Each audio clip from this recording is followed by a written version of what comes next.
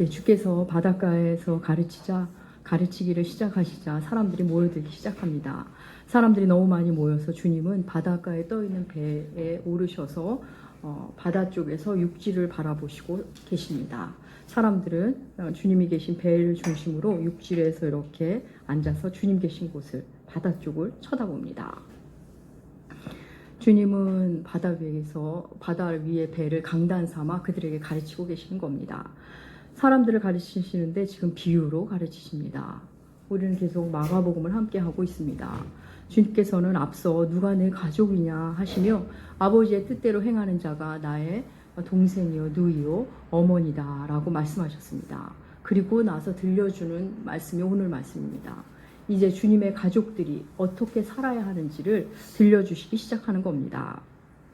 오늘 말씀을 들으라로 시작합니다. 여러분, 신앙은 말씀을 듣는 것으로 시작합니다. 말씀을 들음으로 시작해서 말씀을 들음으로 신앙은 자라납니다. 여러분, 그리스도인은 기도하는 사람이야. 맞는 말인데 조금 불충분합니다. 이교도들도 자기들의 방식으로 다 기도 생활을 합니다. 그리스도인은 말씀의 사람이야. 그것은 앞의 표현보다는 조금 더 낫습니다. 그리스도인은 말씀의 사람 맞습니다. 말씀은 우리만이 갖고 있는 겁니다. 말씀을 만난 자는 기도 생활을 아니할 수 없게 됩니다. 주님은 들으라는 말씀으로 이야기를 시작합니다. 말씀 없는 섬김, 말씀 없는 기도, 말씀 없는 열정. 당장은 대단해 보이지만 여러분 곧 사그라집니다. 결국 한계를 만나고 탈진하게 됩니다. 주님은 결국 말씀 앞으로 다시 서도록 우리를 재조정해 주십니다. 들으라로 시작된 오늘의 비유는 씨 뿌리는 비유라고 하기도 하고 네 가지 땅의 비유라고도 불리는 아주 유명한 말씀입니다. 오늘 본문은 크게 두 단락으로 나뉩니다. 1절부터 9절까지가 한 부분, 10절부터 20절까지가 또 한 부분입니다. 앞부분은 무리 전체가 듣는 부분이고 뒷부분은 몇몇 사람과 예수님의 제자들, 12제자만 듣게 되는 부분입니다. 먼저 앞부분, 무리에게 하시는 말씀은 그냥 듣기만 해도 무리 없이 들을 수 있습니다. 그냥 다 아는 얘기를 하시는 것 같습니다. 농부라면 누구나 알 수 있는 이야기입니다. 농부가 씨를 뿌리는데 씨 뿌리는 자가 씨를 뿌리는데 어떤 씨는 길가에 떨어지니까 새들이 와서 씨를 먹어버리고 또 어떤 씨는 흙이 얕은 돌밭에 뿌려지고 그래서 흙이 깊지 못하니까 자라다 말고 햇빛이 나면 말라버리고 또 어떤 씨는 가시떨기 밭에 심겨져서 뭔가 뿌리를 내리는 것 같은데 가시떨기들 때문에 자라지 못하고 그리고 좋은 땅에 떨어진 씨는 잘 자라서 30배, 60배, 100배의 결실을 한다 이런 말씀입니다. 그런데 신기한 것은 이 말씀을 하시고는 뒷부분에 들을 귀 있는 자는 들으라 이 말씀을 하십니다. 이게 미심쩍은 겁니다. 다 아는 얘기를 하셔놓고는 들을 귀 있는 자는 들으라 이런 표현을 쓰십니다. 여러분 이게 무슨 의미일까요? 뭔가 다른 뜻이 있다는 겁니다. 듣기는 들어도 못 알아듣는 자들이 있다는 겁니다. 우리말에도 말귀를 못 알아듣는다 이런 표현을 우리도 쓰지 않습니까? 듣고는 있습니다. 근데 내용이 전달이 되지 않고 와닿지를 않는 겁니다. 다 아는 얘기를 하시고 들을 귀 있는 자는 들으라. 뭔가 다른 내용이 숨어 있는 겁니다. 비유라는 단어, 이제 헬라어를 보면 비유라는 단어를 이렇게 분석해 보면 나란히 곁에 두다라는 데서 나온 단어입니다. 그러니까 뭔가 설명하기 위해서 나란히 곁에 두고 설명하는 겁니다. 보이지 않는 세계를 보이는 것으로 주님은 지금 설명하고 계시는 겁니다. 어떤 내용일까요? 귀 있는 자는 들으라 이 말 자체가 들을 귀 있는 자만 듣게 되는 말씀입니다. 들을 귀가 없으면 이런 문장 정도는 그냥 흘려 지나갑니다. 정말 들을 귀 있는 자들이 예수께서 홀로 계실 때 물으러 왔습니다. 몇몇의 사람들과 제자들이 주께 와서 아까 한 그 비유를 묻습니다. 주님은 친절하게 그 비유의 내용을 설명해 주십니다. 사실 여러분 오늘 본문 같은 경우는 이 주님의 설명이면 충분합니다. 더 이상 설명이 필요 없을 정도로 주께서 아주 상세히 설명을 해주시는 겁니다.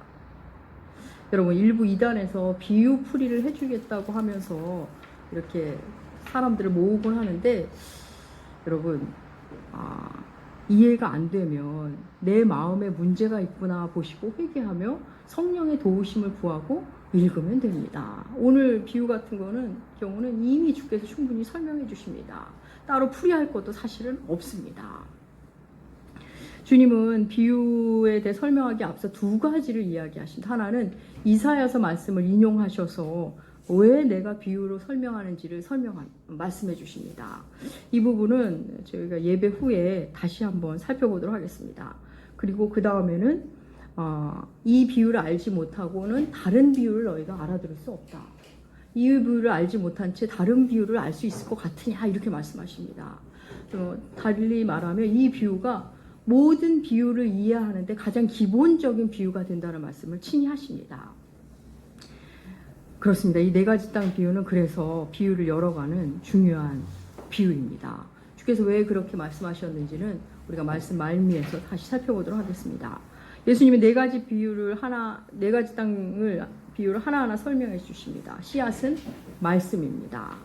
말씀이 뿌려진 땅은 네 가지 땅이 있는데 길가 땅, 돌밭, 가시떨기, 그리고 좋은 땅이다. 이 땅들은 우리의 마음이다. 이렇게 이야기하십니다. 말씀을 받는 사람의 마음 상태가 어떠함에 따라 말씀이 떨어졌을 때 어떤 일이 일어나는지를 이야기하십니다.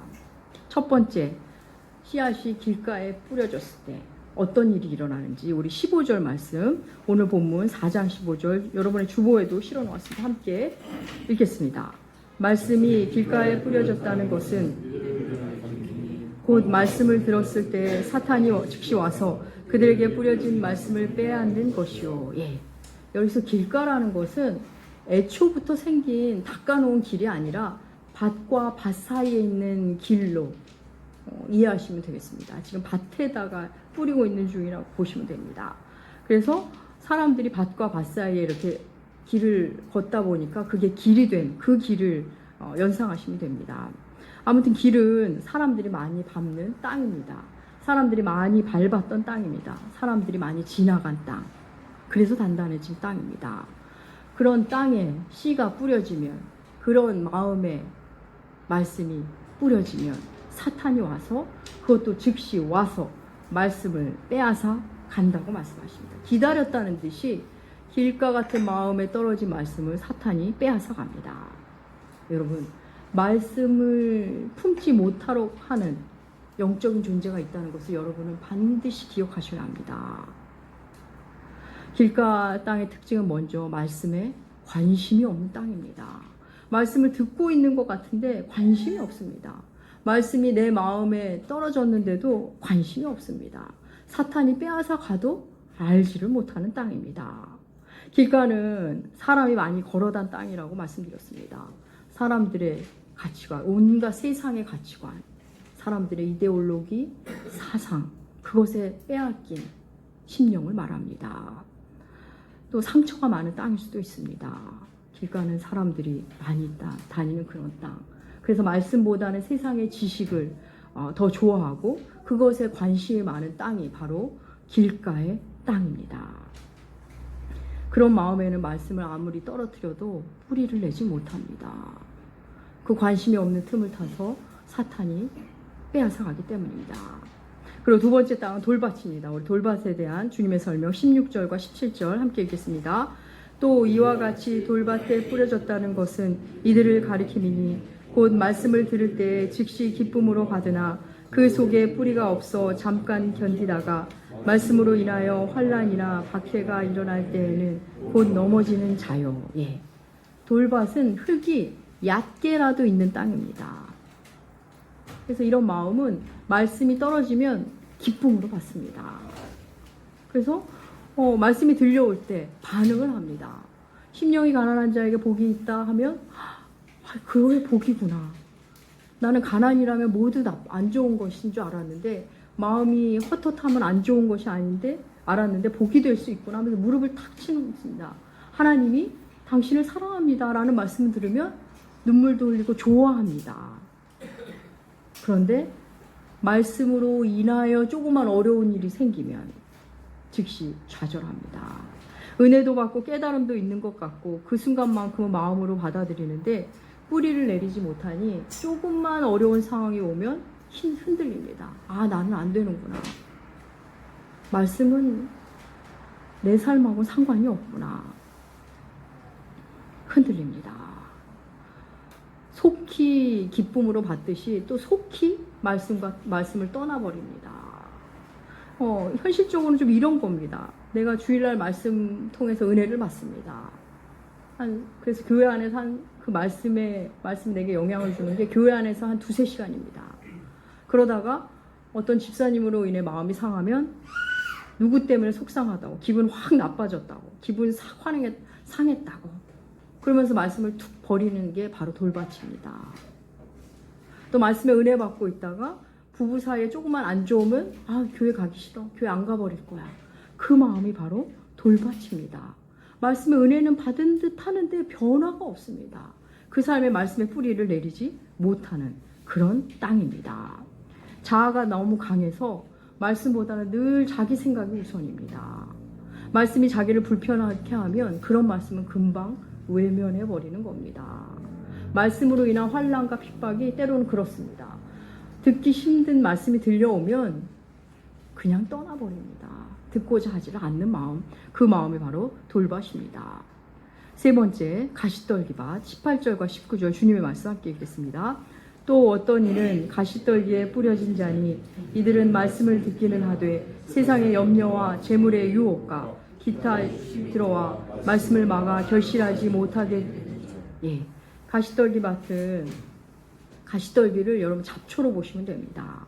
지금 잡초가 자라고 있다는 것을 보면 흙이 나름 깊이도 있고 뭔가 생명을 품는 흙임에는 분명합니다. 이런 땅은 말씀이 떨어지면 말씀을 품기는 합니다. 그래서 말씀이 자라는 것 같습니다. 그런데 놀라운 것은 말씀도 자라고 잡초도 자랍니다. 믿음도 자라고는 있는데 근심도 자라는 겁니다. 여러분, 근심이 더 잘 자랄까요? 믿음이 더 잘 자랄까요? 근심이 더 잘 자랍니다. 근심은 쑥쑥 자라고 믿음은 그거에 비하면 숨이 막혀 자라질 못하는 겁니다. 말씀이 먹어야 할 양분을 다 근심 걱정에게 줍니다. 말씀에게는 물을 안 주고 근심 걱정에게 계속 물을 주면서 키우고 있습니다. 원래도 근심이 많은 사람인데 원래 가진 염려도 계속 잘 자라는데 말씀이 들어오니 또 다른 근심이 생깁니다. 이렇게 세상적으로 살지 않는데 내가 괜찮을까? 성경적인 방법을 선택해서 내가 살아남을 수 있을까? 내가 지금 제대로 가는 거 맞는가? 또 다른 의심이 생기는 겁니다. 여러분, 염려와 근심도 또 다른 믿음의 형태라는 거 아십니까? 염려와 근심은 안 될 것 같은 걸 믿는 겁니다. 잘 안 될 것 같은 걸 스스로 믿는 겁니다. 또 말씀이 아닌 재물에 대한 신뢰입니다. 신뢰, 그거 역시도 믿음입니다. 그 믿음이 욕망과 불안에 계속 물을 줍니다. 이 가시떨기밭은 생각이 많습니다. 한쪽으로는 말씀을 원하고는 있는데 다른 한쪽으로는 근심과 걱정, 세상 염려, 재물의 유혹, 기타 욕심이 또 한가득인 것입니다. 그래서 말씀의 씨앗이 움트지 못하게 질식시켜버립니다. 하나님을 믿는다면서도 세상 가치관과 똑같은 똑같은 가치관을 갖고 하나님을 믿는다면서도 세상 사람들과 다른 결정을 내리지 못합니다. 그냥 예수 안 믿는 사람과 결정하는 게 똑같습니다. 왜요? 근심 걱정으로 말씀을 눌러버리기 때문입니다. 이어지는 마지막 좋은 땅 20절 우리 함께 읽겠습니다. 좋은 땅에 뿌려졌다는 것은 곧 말씀을 듣고 받아 30배나 60배나 100배의 결실을 하는 자니라. 좋은 땅은 단순합니다. 그냥 말씀을 하나님의 말씀으로 듣습니다. 하나님이 내게 준 말씀으로 그냥 흡수합니다. 그래서 말씀을 고스란히 품고 살아가고자 합니다. 자신의 몸을 복종시켜 말씀에 순종하고 싶어하고 몸부림칩니다. 말씀이 들려질 때 내게 주신 말씀으로 그냥 받습니다. 말씀의 씨앗이 내 마음밭에 와서 그 말씀의 씨앗이 내 마음에 뿌리를 내리는 파고드는 고통, 그 고통이 있지만 그냥 묵묵히 갑니다. 내가 품은 말씀은 한 구절이었는데 30배, 60배, 100배의 결실이 맺힙니다. 여러분 여기서 30배, 60배, 100배를 물질이 30배, 60배, 100배의 축복을 받는다 이렇게 많이 들으셨을 수 있는데 원래 출처는 말씀이 30배, 60배, 100배의 결실을 맺는 겁니다. 사랑하라는 말씀 하나 들었는데 이웃을 사랑하라는 말씀을 하나 들었는데 내가 이웃도 사랑하고 가족도 사랑하고 자신의 일도 사랑하고 자신의 미래도 사랑하고 자신의 일상도 사랑하고 자신의 상처도 사랑하고 몇 배를 맺는지 모르겠습니다. 약자의 하나님에 대한 말씀을 들었는데 약자의 하나님의 말씀을 듣고 나니 약자들에게 관심이 갑니다. 약자 안에 계신 예수께 관심이 갑니다. 그래서 약자들과 함께 지내기 시작합니다. 그런가 하면 바로 자신이 약자인 것을 또 발견하게 됩니다. 또 굉장히 강한 사람, 센 사람인 줄 알았는데 그 안에 얼마나 약한 모습이 들어있는지 또 보게 됩니다. 이런 것이 바로 말씀이 30배, 60배 결실을 맺는 모습입니다. 여러분 지금 우리 4가지 땅을 간단하게 살펴봤는데 이 4가지 땅을 다시 또 한 부류로 나눠본다면 크게 2가지로 나눌 수 있습니다. 하나는 결실하는 땅, 하나는 결실하지 못하는 땅. 먼저 길가, 돌밭, 가시떨기는 결실하지 못하는 땅입니다. 좋은 땅은 결실이 있는 땅입니다. 사랑하는 여러분, 10년, 20년, 30년을 예배당을 드나들었는데도 결실이 없는 사람들이 있습니다. 말씀을 만나는 듯 한다, 만날 듯 뭔가 깨달을 듯 한데 더 이상 변화가 없는 사람들. 결정적일 때는 말씀을 튕겨버리는 사람들이 있습니다. 뭔가 성경도 배우고 성경 공부도 하고 섬기는 것 같은데 일상에 나가 결정적인 선택을 할 때는 그냥 세상 방법으로 사는 사람들. 결실이 없습니다. 말씀이 없는 사람들과 똑같은 결정을 합니다. 신앙생활을 하는데 성령의 열매가 맺히지 않습니다. 성령의 9가지 열매 아시죠? 사랑, 희락, 화평, 오래참, 자비, 양선, 충성, 온유, 절제. 성품의 열매가 맺히질 않습니다. 교회 잘 다니는 고집불통 노인네만 되어가는 겁니다. 자아의 열매, 고집과 자기 확신, 자기 오름에만 집중하고 그곳에만 점점 강력한 사람이 됩니다. 말씀이 주는 열매가 도통 없습니다. 여러분, 좋은 땅은 결실을 맺는 땅인데 결실이 쉽게 맺혀질까요? 4가지 땅 비유가 공간복음, 마태, 마가, 누가복음 3곳에 모두 나오는데 우리가 보면 이 마가복음에 없는 부분이 누가복음에 이런 구절이 나옵니다. 우리 함께 누가복음 8장 15절 주보에 실어 놓았습니다. 누가복음 8장 15절 주님의 말씀 함께 읽겠습니다. 좋은 땅이 있다는 것은 착하고 좋은 마음으로 말씀을 듣고 지키어 인내로 결실하는 자니라. 예. 말씀을 듣고 지키어 인내로 결실합니다. 인내. 말씀을 품되 그 다음에는 우리에게 인내가 요구됩니다. 인내 없이 결실이 없습니다. 여러분, 말씀은 인내로 결실하는 겁니다. 어떤 목사님이 그런 말씀을 하시더라고요.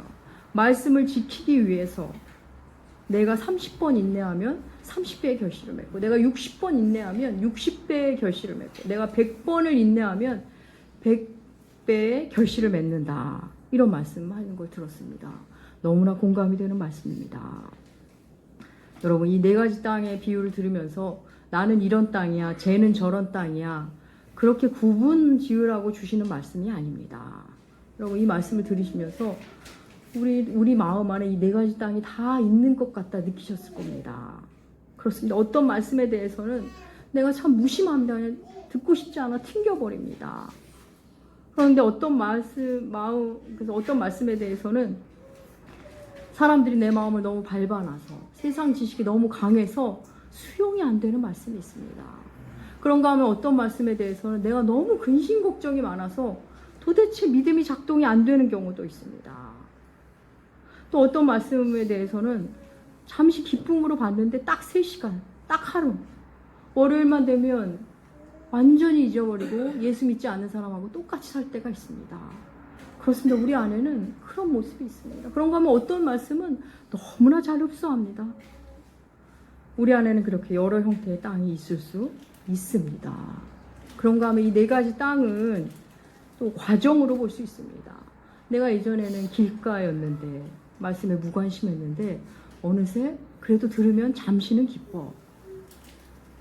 내가 말씀을 들으니 내 안에 근심 걱정이 있는 걸 스스로 발견하고, 그러면서 우리는 이걸 과정처럼 만나기도 합니다. 예전에는 세상적 방법을 택했는데 어느새 성경적 방법을 택하고 있구나. 내가 뭔가 방향을 돌리고 있구나 하면서 말씀에 대한 반응이 조금씩 달라지기 시작합니다. 사랑하는 여러분, 주님은 너희가 이 비유를 모르면서 다른 비유를 어떻게 알아들을 수 있느냐 말씀하셨습니다. 우리 이 의미를 조금 또 살펴봐야겠죠. 여러분, 이 씨 뿌리는 자의 비유, 네 가지 땅의 비유에서 씨 뿌리는 자는 당연히 예수 하나님이십니다. 상황적으로는 말씀을 맡은 자가 될 수도 있습니다. 하나님은 길가든 돌밭이든 가시떨기밭이든 말씀을 주십니다. 그런데 이 비유를 보면 여러분, 이 비유 네 가지 땅이 무엇에 의해 지금 다른 거냐 하면 땅이 다른 겁니다. 지금 씨앗에 문제가 있는 겁니까? 땅에 문제가 있는 겁니까? 땅에 문제가 있는 겁니다. 씨앗은 문제가 없습니다. 씨앗에는 문제가 없는 겁니다. 문제가 있는 것은 땅입니다. 이 비유 내내 흐르는 전제가 바로 그겁니다. 우리가 말씀이 이해가 안 되고 받아들여지지 않는다면 내 마음에 문제가 있는 겁니다. 자꾸 말씀을 탓하는 게 아니라 내 마음에 문제가 있구나. 이걸 먼저 인정하면서 비유를 들어야 합니다. 그래서 이 비유를 알아야만 다른 말씀도 이해할 수 있는 겁니다. 말씀드린 대로 하나님은 돌밭이든 길가든 가시떨기밭이든 좋은 땅이든 똑같이 말씀을 뿌리십니다. 농부이신 하나님은 강팍한 심령에도, 거부하는 심령에도, 하나님을 향해 손가락질하는 심령에도, 근심으로 가득 찬 심령에도, 상처 많은 심령에도, 오로지 세상을 쫓아다니느라 세상을 흉내내려 다니는 심령에도 그저 하나님을 조정하고 싶어하며 알라딘 램프의 진의로 이용하고 싶어하는 그런 심령에도 똑같이 말씀을 주십니다. 악인이나 선인에게 똑같이 햇빛을 주시고 비를 주시듯이 똑같이 말씀을 주십니다. 사랑하는 여러분, 씨는 말씀입니다. 여러분, 말씀은 또한 예수 그리스도이십니다. 저는 가끔 그런 분을 뵙니다. 목사님, 저는 신앙생활 한 지 그렇게 오래됐는데 제가 10년, 20년이 됐는데 저는 믿음이 자라질 않아요. 왜 이런 거죠? 왜 이렇게 믿음이 깊어지지 않는지 모르겠어요. 저는 알겠던데요. 말씀을 그렇게 읽지도 듣지도 말씀을 품지도 말씀대로 살려고 고민하지도 않는데 어떻게 믿음이 자라겠습니까? 사랑하는 여러분, 말씀은 계속 뿌려지고 있습니다. 그런데 여전히 우리의 마음은 다른 데 두고 있습니다. 말씀에 관심이 없고 마음에 가시떨기가 가득하고 돌덩이들이 가득합니다. 염려, 근심, 그리고 세상 가치관에 홀딱 빠져 있습니다. 뿌려진 씨앗이 이리 치이고 저리 치이고 도무지 예수가 내 안에 계실 수가 없습니다. 그러니 믿음이 자랄 수 없습니다. 사랑하는 여러분, 우리는 우리가 경험한 것이 전부가 아니라는 것을 인정해야 합니다. 여러분, 하나님의 세계는 무궁무진합니다. 하나님은 말씀을 씨앗으로 비유하셨습니다. 여러분, 씨앗이 신비롭지 않습니까? 우리 씨앗 한 토를 보고 그 안에 있는 세계를 여러분 보십니까? 씨앗 안에는 꽃이 들어있습니다. 씨앗 그 한 톨 안에 나무가 들어있습니다. 숲이 들어있습니다. 씨앗을 보고 꽃을 상상하고, 씨앗을 보고 나무를 상상하고, 숲을 상상하는 것. 하나님의 나라는 그런 거라는 겁니다. 하나님의 말씀은 그 안에 무궁무진한 생명의 힘이 들어있다는 겁니다. 그런데 씨앗이 꽃이 되고 나무가 되려면 뭐가 필요하죠? 흙이 필요합니다. 하나님은 하나님의 말씀을 흙이라는 우리의 심령, 우리 안에서 틔우기를 원하십니다. 이게 놀라운 하나님의 은혜입니다. 하나님은 우리 없이도 충분히 다 하실 수 있는데 우리라는 마음밭 안에서 생명을 틔우길 원하신다는 겁니다. 말씀을 씨앗으로 비유하셨다는 것, 그것 자체의 의미, 그거 하나만 묵상하셔도 여러분 놀랍게 하나님 나라로 들어가실 수 있을 겁니다. 여러분, 우리가 하나님께서 우리 안에서 생명의 활동을 하실 때, 그래서 생명을 내가 만날 때, 그럴 때 비로소 말씀이 진리가 됩니다. 입술로 아무리 예수가 길이요 진리요 생명이라고 고백한다 한들 삶은 세상이 진리라고 하고 세상이 말하는 것이 진리라고 사는 것, 또 자기 자신이 진리라고 생각하는 사람들이 얼마나 많은지 모릅니다. 말씀을 품고 씨름한 자, 그리고 결실해 본 적이 있는 자만이 그에게만 예수가 진리가 되는 겁니다. 그러면 다시 진리를 쫓는 삶, 진리를 품는 삶을 사는 겁니다. 사랑하는 여러분, 오늘 말씀을 우리가 오늘 좋은 땅이 됩시다, 이렇게 결론을 내린다는 것은 조금 무리가 있는 결론이 될 겁니다. 여러분, 그거 아십니까? 우리는 본디 모두 좋은 땅이었습니다. 하나님은 우리를 모두 좋은 땅으로 처음에 빚으셨습니다. 그런데 어느새 우리가 다 빼앗긴 겁니다. 사람들이 우리를 밟고 지나가고 내 스스로 나를 밟고 지나가고, 그리고 돌멩이들을 허락하고 가시떨기를 허락하고, 그러면서 우리는 좋은 땅에서 점점 멀어진 겁니다. 우리가 하나님 앞에서 씨가 잘못된 것이 아님을, 바로 땅인 나에게 문제가 있다는 것을 아는 자, 그것으로부터 좋은 땅은 시작될 것입니다. 내가 문제가 있는 자임을 아는 자, 그들에게 주님은 구약에서 또 이미 이렇게 말씀하셨습니다. 예레미야 4장 3절입니다. 주보에 실어 놓았습니다. 예레미야 4장 3절 함께 읽겠습니다. 여호와께서 같이 이르노라, 너희 묵은 땅을 갈고 가시덤불에 파종하지 말라. 예. 우리 마음에, 내 마음에 문제가 있는 자를 아는 자, 그들에게 이런 말씀이 들려옵니다. 묵은 땅을 기경하고 가시덤불을 뽑아야겠구나. 내 안에 가시덤불이 있구나. 그러면 주께서 전격적으로 일하십니다. 그럼 어떤 일이 일어나는가? 에스겔서 36장 26절 공동번역으로 주보에 실었습니다. 함께 읽겠습니다. 새 마음을 넣어주며 새 기운을 불어넣어 주리라. 너희 몸에서 돌처럼 굳은 마음을 도려내고 살처럼 굳은 마음을 넣어주리라. 아멘. 하나님이 친히 돌 같은 마음을 제해 주십니다. 물론 우리는 그때 아픕니다. 그리고 주께서 친히 말씀이 잘 흡수되는 살 같은 마음을 주께서 친히 주십니다. 하나님의 말씀입니다. 여러분, 이거를 말씀으로 붙잡으십시오. 사랑하는 여러분, 좋은 땅은 인내로 결실합니다. 말씀과 씨름하면 말씀이 내 안에서 움트기 시작합니다. 결실을 맺기 시작합니다. 그런데 이 말씀과의 씨름은 여러분 고독한 씨름이라는 거 아십니까? 야곱이 야복 강가에서 홀로 씨름했습니다. 말씀과 하나님과 씨름했습니다. 죽기 살기로 씨름했습니다. 여러분, 홀로의 씨름이라는 거 기억하십시오. 어설픈 걸로 우리가 무리지어서 재미를 찾아 거기에는 말씀이 움트기가 어렵습니다. 홀로 씨름하면서 고통을 안고 있는 사람들의 모임, 그 교제가 의미 있는 모임이 되는 겁니다. 그냥 말씀을 품고 그냥 가는 겁니다. 인내로 가는 겁니다. 누가 뭐라 하든 그냥 말씀을 붙잡고 가는 겁니다. 그렇게 1년, 5년, 10년, 20년 그렇게 그냥 사는 겁니다. 그러면 어느새 우리는 결실을 맺는 그런 땅이 되어 있습니다. 그냥 씨앗을 하나 주셨는데 숲을 이루기 시작하는 겁니다. 사랑하는 여러분, 예수 그리스도 그분이 씨앗이고 말씀이십니다. 말씀을 빼앗기지 마십시오. 말씀의 기운을 막지 마십시오. 말씀의 뿌리를 스스로 자르지 마십시오. 여러분, 빼앗기지 마십시오. 예수를 빼앗기지 마십시오. 좋은 것을 빼앗기지 마십시오. 내주지 마십시오. 주시는 말씀을 마음에 품고 말씀이니 글이 될 줄 알고 씨름하시면 열매는 여러분의 것입니다. 주신 말씀 마음에 품고 씨름하시며 결실을 만나시는 그 놀라운 기쁨을 만나시는 여러분들 되시기 축복합니다. 기도하겠습니다. 하나님 아버지, 말씀에는 문제가 없습니다. 오직 우리 마음에 문제가 있습니다.